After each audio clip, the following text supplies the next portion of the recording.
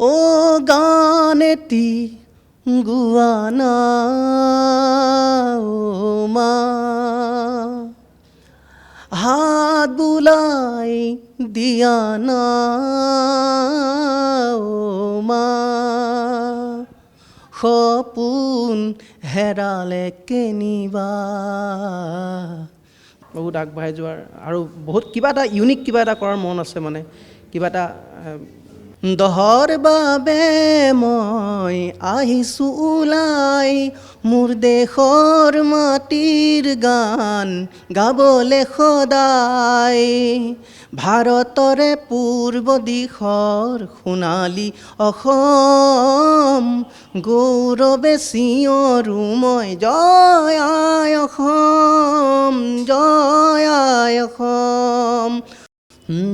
হৃদয়তে আঁকিলো তোমাৰে ছবি, থাকো মই তোমাৰে কথাকে ভাবি, হৃদয়তে আঁকিলো তোমাৰে ছবি। ডক্টৰছ এপইণ্টমেণ্টবিলাক দিওঁ আৰু টেলিফোনৰ বিলাক ৰিচিভ কৰোঁ, কলবিলাক ৰিচিভ কৰোঁ, ডক্টৰ এপইণ্টমেণ্ট দিওঁ, পেচেণ্ট আহিলে ডক্টৰক ইনফৰ্ম কৰোঁ। কি আছিলে জনাব? যে আপুনি ইমান দিনৰ পৰা কাম কৰি আছে, কেনেকৈ আহিলে এই যাত্ৰা, কেনেকৈ আৰম্ভ? মই ইয়াৰ যাত্ৰা মানে মোৰ এজন ছাৰ আছিলে আমাৰ মৰিগাঁৱত, এজন আমাৰ ছিনিয়ৰ আৰু, এই তেখেতে আছিলে আপোনাৰ 84 বেটছৰ হয়, আৰু তেখেতে আমাৰ এই বাইদেউ ডক্টৰ নিবেদিতা গোস্বামী বাইদেউৰ লগত চিনাকি, মানে তেখেতৰ একে বেটছৰ হয়, আৰু সেই সূত্ৰে মানে মই ইয়াতে কৰ্মসংস্থানটো পালোঁ। ডক্টৰ নিবেদিতা গোস্বামী যিজন আমাৰ হস্পিটেলৰ মানে অ'নাৰ হয়, তেখেতৰ লগত ছাৰৰ মানে যোগাযোগ আছিলে, ছাৰে যোগাযোগ কৰিলে, আৰু ছাৰে যোগাযোগ কৰি আৰু তেনেকৈ মোক ইয়াতে কামটো দিলে। অসুবিধাৰ সন্মুখীন হয় নেকি কেতিয়াবা? অসুবিধা তেনেকৈ কামত তেনেকৈ অসুবিধা হোৱা নাই, এনেকৈ অসুবিধা বুলি ক'লে তেনেকৈ নাই বাৰু বৰ্তমান। কাম কৰি আছে সমান্তৰালকৈ, কিন্তু খুব ধুনীয়া বাঁহী বজায়, খুব ধুনীয়া গান গায় আপুনি। ট্ৰাই কৰিছোঁ যিমান পাৰোঁ চেষ্টা কৰিবলৈ। আচলতে সৰুৰ পৰা গান গাওঁ, তাৰপিছতে মিউজিচিয়ান হ'বলৈ এটা মনে মনে এটা মিউজিচিয়ান হোৱাৰ এটা হেঁপাহ, আশা এটা আছে, সেইকাৰণে গান লিখোঁ মই নিজে, আৰু গান এটা ওলাইছেও মোৰ, নিজে সুৰ কৰোঁ।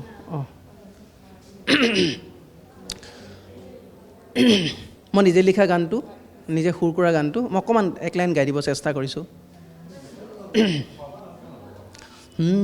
হৃদয়তে আঁকিলো তোমাৰে ছবি, থাকো মই তোমাৰে কথাকে ভাবি, হৃদয়তে আঁকিলো তোমাৰে ছবি, থাকো মই তোমাৰে কথাকে ভাবি, মৰমী মোৰ চেনেহী মোৰ নাযাবা তুমি পাহৰি, তুমি মোৰে জীৱনৰে সবাহী লগৰী, হৃদয়তে আঁকিলো তোমাৰে ছবি।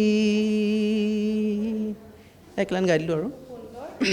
যিহেতু আপুনি কৈছে আপুনি গান লিখে, আপুনি কবিতা লিখে, আপুনি গান গাই ভাল পায়, বাঁহী বজায়, এই সময়ছোৱা আপুনি কেনেদৰে মেইনটেইন কৰে? আপুনি যিহেতু কামো কৰি আছোঁ, এতিয়া মানে কি হয়, সময় পালে কৰি থাকোঁ, আজৰি সময়খিনি পালে চব অলপ অলপকৈ মানে সময় উলিয়াই কৰি থকা নিচিনা হয় আৰু। আগতকৈ অলপ কমিছে বাৰু, এতিয়া মিছাটো নকওঁ আৰু, এতিয়া মানে কামৰ অকণমান ইয়াতে থকা হয়, ব্যস্ততাটো ইয়াতে সময়খিনি পাৰ হয়। হয় 8 ঘণ্টা ডিউটি, ইয়াৰ পৰা যোৱা সময়খিনি আৰু নিজৰ কামখিনি কৰি ল'ব লাগে নহয়, নিজে চব মানে নিজৰ যিখিনি যাৱতীয় নিজৰ কামখিনি আৰু ধৰক সেইখিনি আৰু। এই সংগ্ৰাম কেনেকৈ আৰম্ভ হৈছিলে? সৰুৰে পৰা ইচ্ছা আছিলে গান গোৱা, নিজে শিকিছিলে?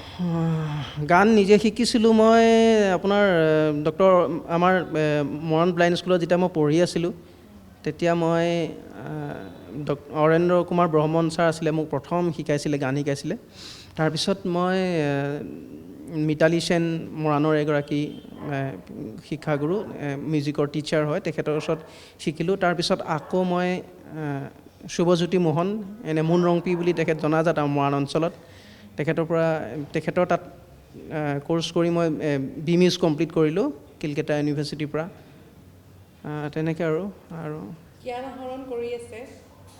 নিশ্চয় উপায় নাই নিশ্চয়কৈ আগুৱাই যোৱাৰ হেঁপাহ নিশ্চয় নিশ্চয় নিশ্চয় বহুত বহুত বহুত আগবাঢ়ি যোৱাৰ আৰু বহুত কিবা এটা ইউনিক কিবা এটা কৰাৰ মন আছে মানে কিবা এটা ইউনিক কিবা এটা কৰাৰ মন আছে সেইকাৰণে মই নিজৰ গানবিলাকত মই যিমান পাৰোঁ ট্ৰাই কৰিছোঁ কিবা এটা বিশেষ কিবা এটা দিবলৈ মই ইয়াৰ পিছতো মোৰ যিকেইটা নিজৰ গান মোৰ যিটো নিজৰ গান ওলালে তাৰপিছতো মই আৰু আমাৰ হস্পিটেলৰ মানে থিম ছংটো কৰিলোঁ আমাৰ এই হস্পিটেলৰ তাৰপিছত আমাৰ ইয়াতে NGO এটা আছে স্নেহস্পৰ্শ বুলি তেওঁলোকে স্নেহস্পৰ্শৰ কাম কৰি আছে সেইটো গানো মই নিজে কথা সুৰ দিলোঁ নিজে গালোঁ মই সেইটো মিউজিক অডিঅ'টো হৈ গ'ল তাৰপিছত আৰু অসমত মানে প্ৰথমবাৰৰ কাৰণে ছিষ্টাৰখিনিৰ ওপৰত এটা গান কৰিলোঁ সেইটোৰ ওপৰত সেইটো মই নিজে লিখিলোঁ সেইটো ছিষ্টাৰৰ গানখিনি বাৰু মই গোৱা নাই নাৰ্চেছ ডে'ৰ ওপৰত যিটো গান কৰিছিলোঁ সেইটো আমাৰ হস্পিটেলৰ ছিষ্টাৰসকলে গালে কিন্তু সেই গানটো মই নিজে সুৰ কৰিলোঁ নিজে লিখিলোঁ আৰু নিজে শিকাই লৈ আৰু তেওঁলোকক গোৱালোঁ বাণীবন্ধন কৰালোঁ সেইটো মানে অসমত প্ৰথমবাৰৰ কাৰণে এটা ছিষ্টাৰক লৈ লিখা গান আৰু নাৰ্ছক লৈ লিখা গান সেইটো হয় প্ৰিয় সংগীত শিল্পী বুলি ক'লে অসমীয়া মোৰ যিসকলে থলুৱা গীতবিলাক গায় ধৰক মাটিৰ গুণ থকা গীতবিলাক যিসকলে গায় কৃষ্ণমণি চুতীয়াদাৰ কথা কওঁ বহুত মোৰ এগৰাকী শ্ৰদ্ধাৰ এগৰাকী সংগীত শিল্পী তেখেত শিল্পীয়ে নহয় তেখেত আচলতে সংগীত এগৰাকী মানে পণ্ডিত বুলি ক'ব লাগিব তেখেতে বহুতখিনি কৃষ্ণমণি চুতীয়া গান তেখেতৰ গান ভাল পাওঁ শুনি ভাল পাওঁ তাৰপিছত আমাৰ যিখিনি থলুৱা যিসকল আছে আৰু জুবিনদাৰ গানো ভাল পাওঁ বিপিন চাওডাঙৰ গানো শুনো প্ৰায় আজিকালি মানে নতুন পুৰণা গান বুলি কথা নাই আৰু চবৰে নতুন পুৰণা চবৰে সান্নিধ্যবোৰে গানো শুনো তেনেকৈ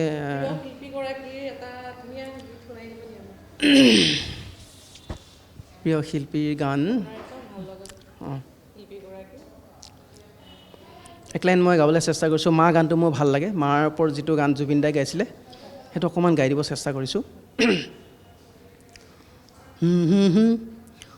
অ' গান এটি গোৱা না অ' মা হাত বুলাই দিয়া না অ' মা সপোন হেৰালে কেনিবা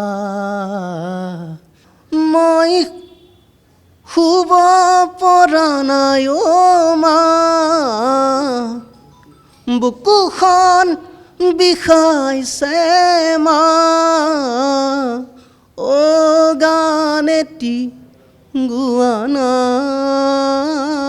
অ' মা দহৰ বাবে মই আহিছোঁ ওলাই মোৰ দেশৰ মাটিৰ গান গাবলৈ সদায় ভাৰতৰে পূৰ্ব দিশৰ সোণালী অসম গৌৰৱে চিঞৰো মই জয় আই অসম জয় আই অসম জয় আই অসম জয় আই অসম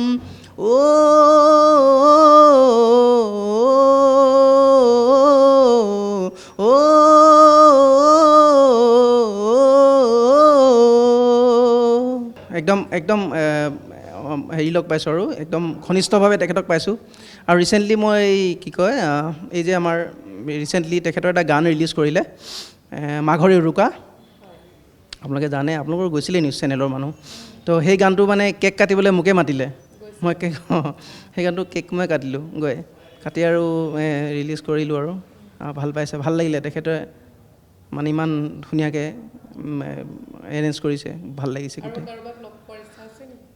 লগ পোৱাৰ ইচ্ছাটো আছেই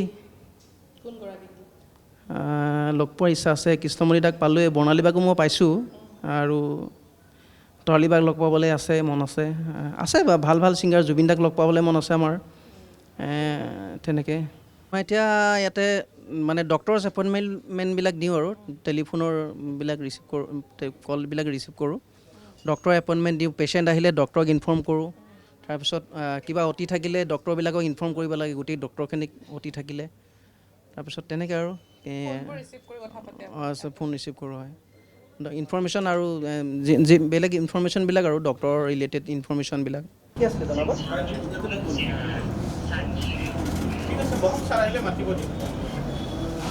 মেডিচিন স্পেচিয়েলিষ্টৰ এতিয়া আমাৰ এটা বহে তিনিজন ডক্টৰ আছে, doctor Kuldeep Choudhury sir, doctor Nandita Bhuyan বাইদেউ আৰু ডক্টৰ ধীৰাজ দাস ছাৰ।